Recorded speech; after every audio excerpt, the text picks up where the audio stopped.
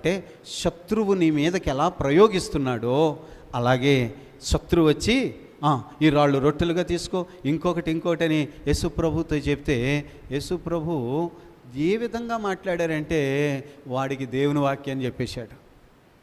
అవునా? దేవుని వాక్యం చెప్పేస్తే వాడు ఉంటాడా? వాడు ఏర్పాట్లో ఉన్నవాడా? లేడే.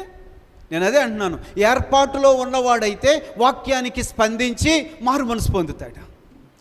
ఏర్పాటులో లేనివాడైతే అక్కడి నుంచి వెళ్ళిపోతాడు. అంతే, వెళ్ళిపో అనక్కర లేకుండా వెళ్ళిపోతాడు. ఎందుకంటే వాడికి సువార్త కిట్టదో. అర్థమవుతుందండి మాట? మనం చేయాల్సింది అది. మనం అదే మాట్లాడాలి.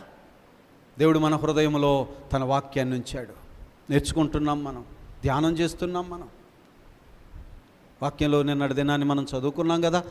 మీరు సర్వలోకానికి వెళ్ళి సర్వ సృష్టి